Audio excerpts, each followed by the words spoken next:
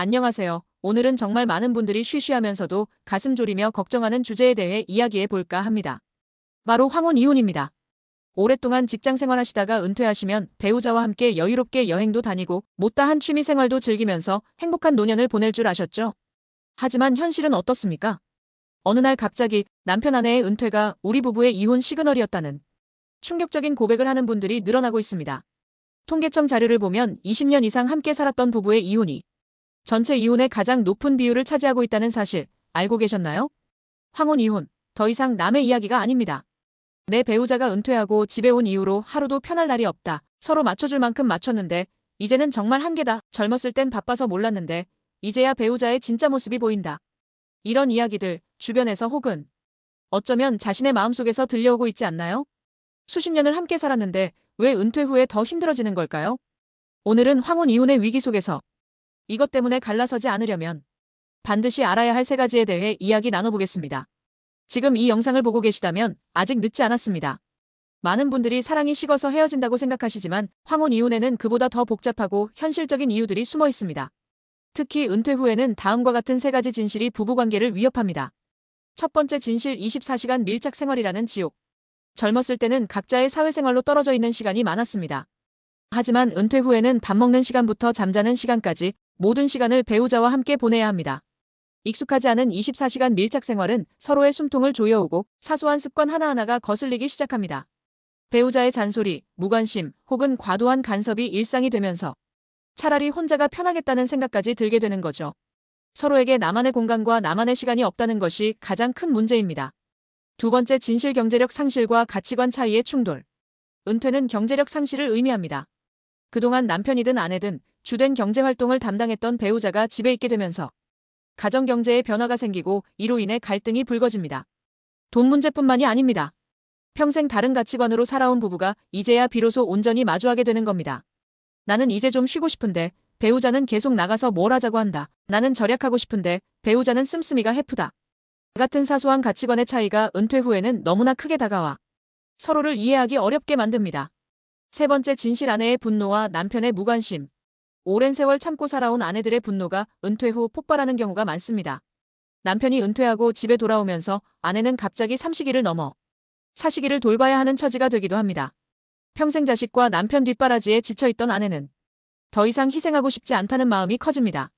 반면 남편들은 아내가 왜 화를 내는지 이해하지 못하고 오히려 무관심으로 일관하거나 억압적으로 대하면서 아내의 감정을 더 격화시키기도 합니다.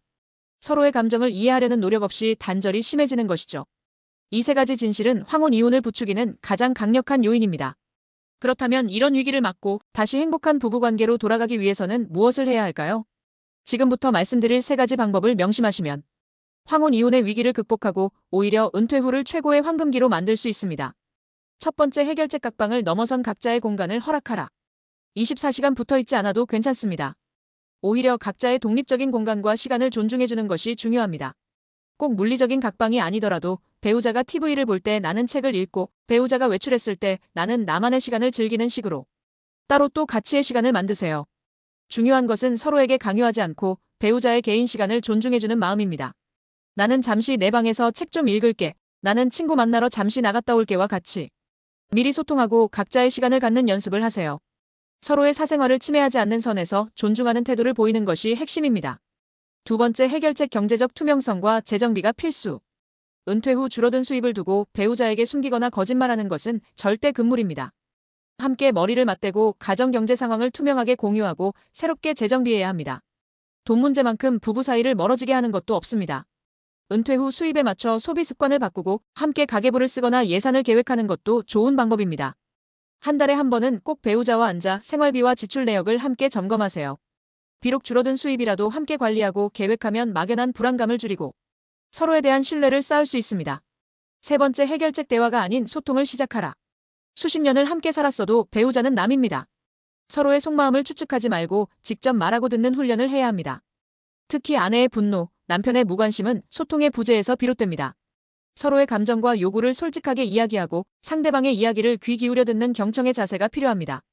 하루 10분이라도 좋으니 서로 눈을 마주보고 오늘 하루 있었던 일이나 감정을 이야기하는 시간을 가져보세요.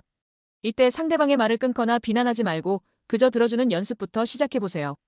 배우자의 말을 끝까지 듣고 그랬구나, 힘들었겠네와 같이 공감해주는 짧은 한마디가 관계의 물꼬를 틀 수 있습니다. 이 세 가지 해결책은 거창한 것이 아닙니다. 오히려 우리 삶에서 놓치고 있었던 아주 기본적인 것들입니다. 하지만 이 기본을 지키는 것이 황혼 이혼을 막고 은퇴 후를 인생 최고의 황금기로 만드는 핵심 열쇠가 될 것입니다. 은퇴 후의 삶은 부부에게 새로운 도전이자 기회입니다. 이 위기를 어떻게 넘기느냐에 따라 남은 인생의 행복이 좌우될 수 있습니다.